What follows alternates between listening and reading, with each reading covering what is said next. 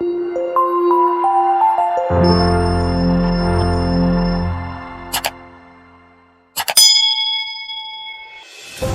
Campbell is a real estate agent from Canada who has a very peculiar way of getting things done. In fact, he is a cheat. He never repairs or amends the properties he is about to sell and just covers them with various objects. Unfortunately for Paul, most of his clients catch wind of the deceit and leave within the first 5 minutes. This has made him a very unsuccessful real estate agent, because of which he and his family are forced to live a very modest life with no luxuries whatsoever. Sounds like a Canadian to me.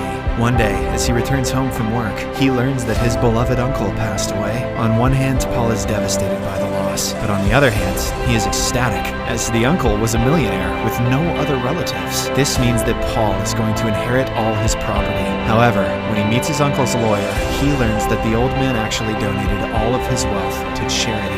All he left for his nephew is a small plant. Frustrated and annoyed, Paul takes the plant with him and heads home. The next morning, during breakfast, Paul is still in a bad mood. He chastises his kids for spending too much money, when in reality, they've barely spent $20 this week. It is revealed that Paul has never given them pocket money, because of which they have started disliking him. That's not even enough for a fortnight's skin, Dad. After breakfast, Paul clears a storeroom in his backyard and places the plant there. He is still angry at his uncle, but also decides to show some respect by watering the plant.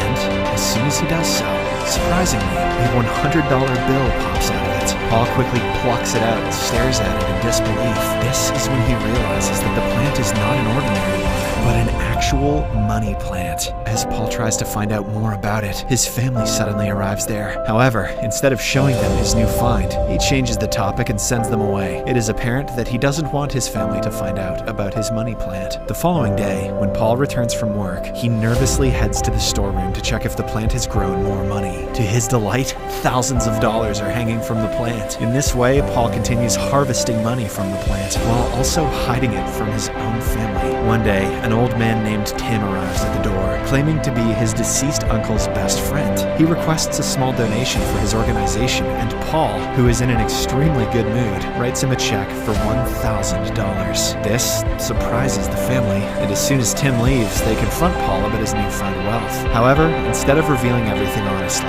he once again lies, saying that he has been selling a lot of properties as of late. As the days pass, Paul becomes a rich person. He has now started wearing designer clothes, ditching his worn-out and ragged outfit. He also gives both his children $200 as pocket money. Whoa, screw skids! Now we can buy an actual good game! This creates a very happy environment in the house for the first time in years. In the next scene, we see a totally changed Paul. He no longer cares about petty cash and is always looking for ways to spend more money. In one instance, he buys an expensive lawnmower, although his house doesn't have much of a lawn. In another instance, when his work colleague Jack makes fun of his old car, Paul gets angry and ends up buying a sports car. However, he makes the mistake of paying everything in cash, because of which the car dealer becomes suspicious. Believing that Paul is involved in illicit activities, he quickly informs the police about it. Car dealers are snakes, they would never do that. Soon, Detective Miller arrives at the scene and takes all the information she can from the car dealer. When she puts two and two together, she also deduces that Paul is involved in illegal stuff. So, she makes it her mission to catch him red-handed. Meanwhile, Paul heads to his workplace and shows off his expensive car to Jack. And you thought I had a small pee-pee, Jack? When the latter inquires how he could afford it, Paul says that his uncle left him a lot of money as an inheritance. Following this, he heads home and surprises his family with the car. While the children are over the moon with the new purchase, his wife Grace starts becoming suspicious. She requests Paul to honestly tell her about the source of income, but just like the last time, he ignores her. Over the course of the next few days, Grace continues asking the same question, but Paul always finds a way to ignore her. This causes the couple to have minor arguments. One morning, the old man, Tim, once again shows up outside requesting a donation. However, Paul, who is now in a bad mood, sends Tim's ass away rudely.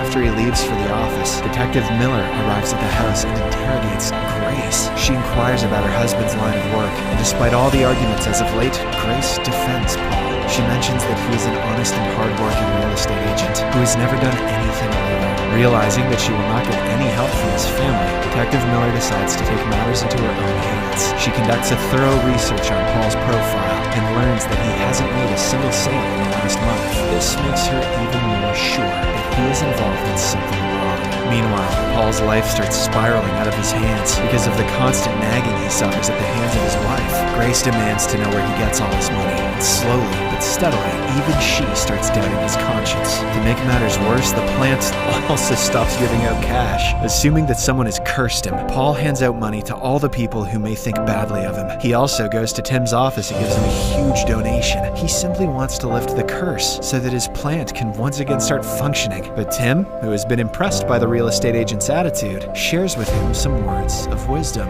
He asks Paul to share his wealth with the ones in need, claiming that it will bring him happiness and satisfaction. Paul likes the idea, and to start off with, he dumps some more money on the desk before leaving. Unfortunately, just after a few minutes, Detective Miller arrives at the scene and notices the large amount of cash lying on Tim's table. This makes her assume that the old man is an associate of Paul, and that both of them are dealing in illicit stuff. That night, a sleepless Paul heads to the storeroom and tries every possible way to revive the plant. At one point, he even reads the Holy Bible, hoping that God will help him out. Unfortunately, all his efforts are in vain. The next morning, Paul heads to a cafe and buys a takeaway coffee for himself. On the way out, he runs into a homeless man and gives him a $100 bill to continue his Good Samaritan gimmick. He also gives away his coffee to make sure the man doesn't stay thirsty. Unfortunately, right after he leaves, Detective Miller again shows up.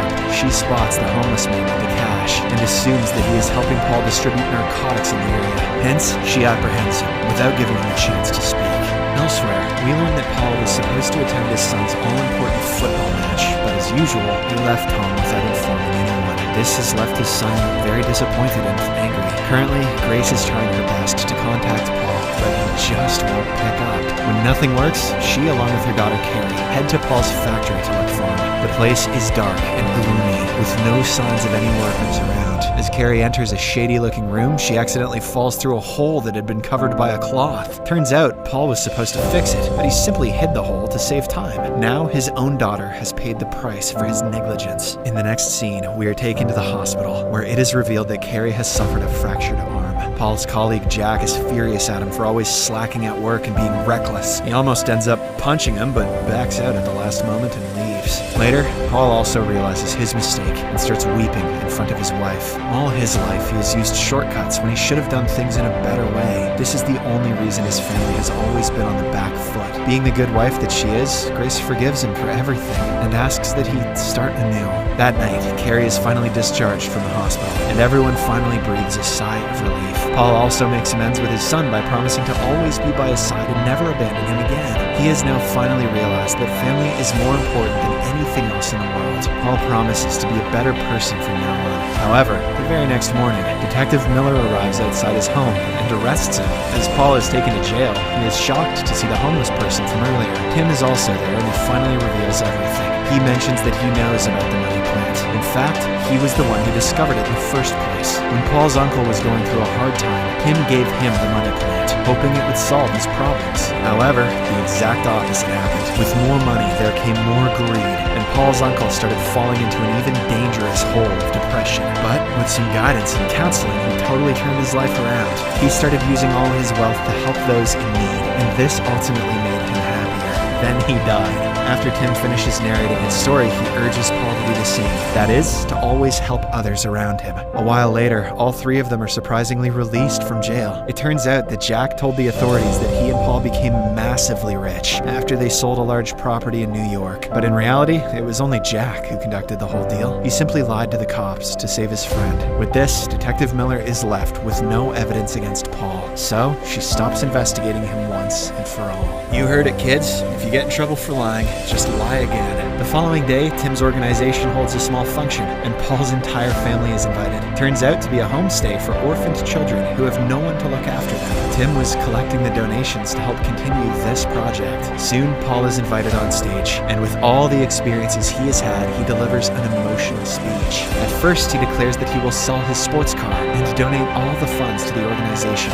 He also vows to always help the children in one way or another, earning himself a round of applause from all the attendees. In particular, his family and Jack are greatly impressed. In the final scene, we see Paul and his family heading out for a vacation. As of now, he doesn't have a lot of cash, like he used to when the money plant was delivering, but at least he is happy, and that's all that matters. Paul shakes hands with Tim and returns him the money plant, as he knows now the actual value of life. He then gets into his car and drives away with his family, making for a happy ending.